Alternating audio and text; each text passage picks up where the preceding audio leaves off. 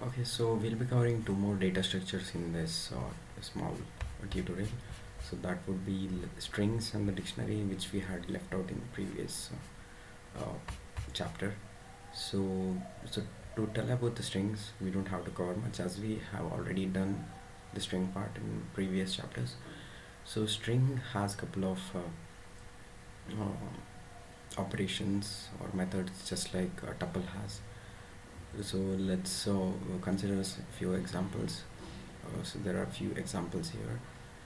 So there is a list comprehension thing that we are doing. So let's take an example s equal to, there is one string, it has a couple of words inside that. So we'll do a list comprehension. So for x in s, so it will go to each and every character, and we're checking if it's a lower. So this is a condition writing in a list comprehension. Here the value returns, here will be the loop condition, and here will be the ifs condition. If that matches, it would return here, and we can form a new list. So basically this particular list comprehension will return all the smaller letters and form a tuple, form a list. So here we have, as we can see, we have printed out all the small letters in this particular string. And the next small operation would be doing a split operation that we have already seen. By default, if there is a single space, this all entire string would be split.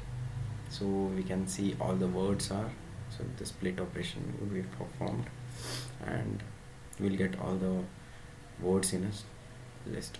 And we can also see a join operation. So when we have a lot of words or list, all the elements will be joined with a hyphen hyphen if we use this kind of syntax. So what we're saying is join all these words, appending hyphen hyphen in between them. So this is how we get out. And we can also do a splice operation or indexing operation using the this operation, using this string. Okay, so the next will be the important thing, dictionary data structure. This is also most commonly used just like list in most of the scripting in Python. So because this solves a lot of issues, or what you can say, the complexity of writing the same program using a list or tuple. So as you know, dictionaries work with the concept of hashing. So that means it doesn't store in a sequential manner, but it stores it with its own indexes.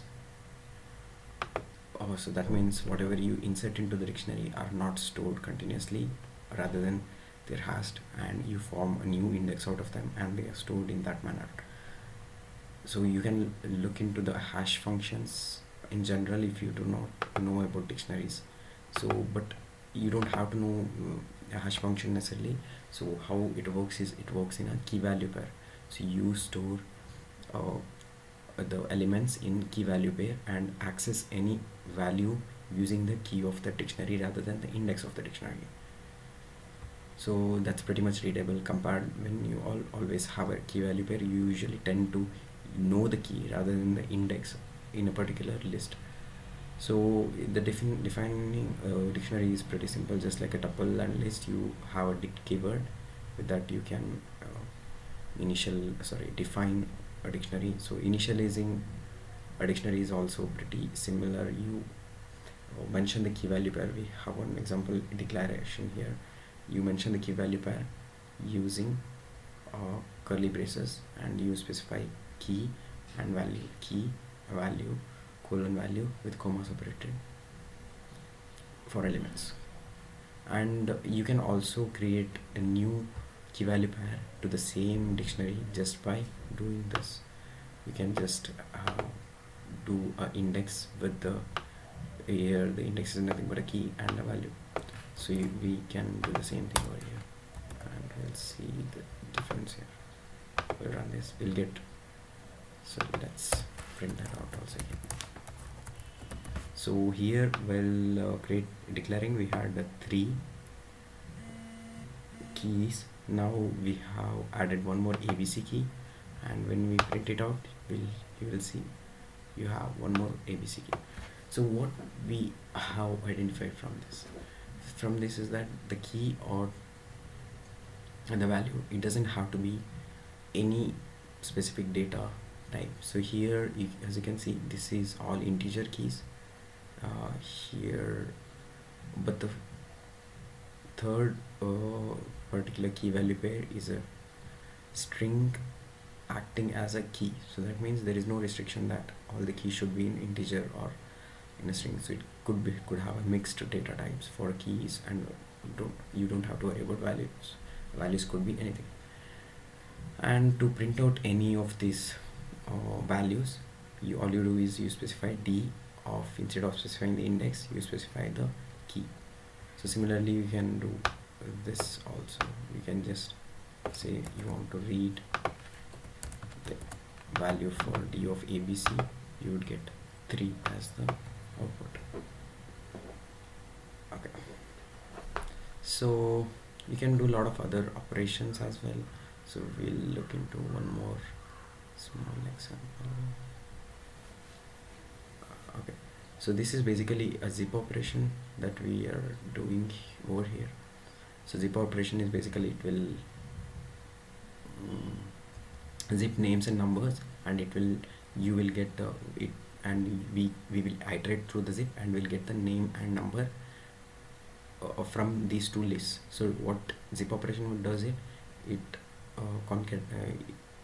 tries to zip the elements of same indexes. So 1 and 1, 2 and 2, these are whichever lies in the same index, it will try to zip it. So that means when we zip this, we'll get 1 and 1 in the first iteration. So that is 1 and 1. So we are just printing it out. So the same example. So what we have done is we use the zip. So this particular example is to illustrate that we have a list which does that with the tuple operation.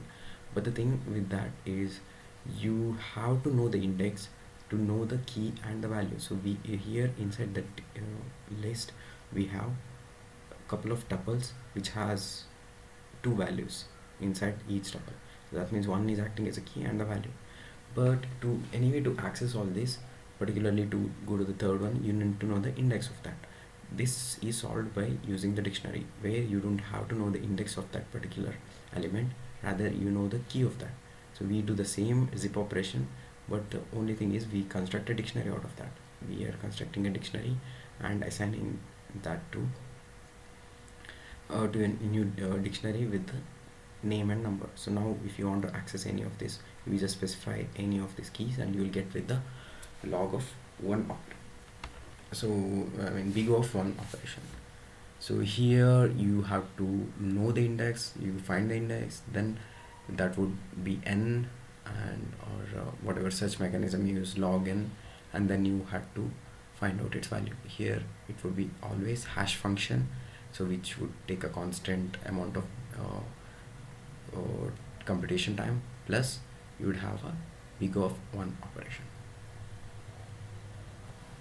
Okay, so the other things, so you can also do a lot of other, take advantage in a lot of other fields such as matrix, parse matrix. If you want to specify a key as a tuple, you can do that by specifying, and you can specify the value to it. And if just like a matrix addition or something, you can specify one more matrix, and you can add the 2 values by specifying the tuple as a key. So it's pretty much readable in this way. You can specify matrix in the form of tuple, so you can understand this more detail if you want to dig about this and find out about this kind of application. You could find a lot of other advantages of matrix using a tuple and using a dictionary concept. Okay, and just like list and tuples and string operator, even the dictionaries has a lot of built-in functions. So some of them are, so you can see len of a1, so you'd get the length of all the keys in the dictionary. So we have a, so let's execute this. So a1 had 5 elements, that's why it has 5 key value pair, so that's why we'll get 5 elements here. And so other important things would be, so there are 3 important things for functions. values, keys, and items. So so basically when you do values on the dictionary, you would get all the values. So as you can see, you'll get the iterator, which has all the elements, all the values of the in a dictionary. So it doesn't give out the keys, but it just gives out all the values. Similarly, keys will give out all the keys of that dictionary. It doesn't give out you the value. And there is the items, which gives out both key and value pair. So as you can see here, we have created an items iterator. Here we are iterating through that, and we'll get the in a list compression. We are getting the name and a value, and we are joining it with the comma and with the space, and we are printing it out the key value pairs. And also there are operations such as pop. You can specify the key and it would just pop out up that particular key and pop out the value as well. Okay, so this is all about the dictionary. We will definitely in going forward we'll apply some of these strings, lists, or a dictionary data structure in our some of the projects.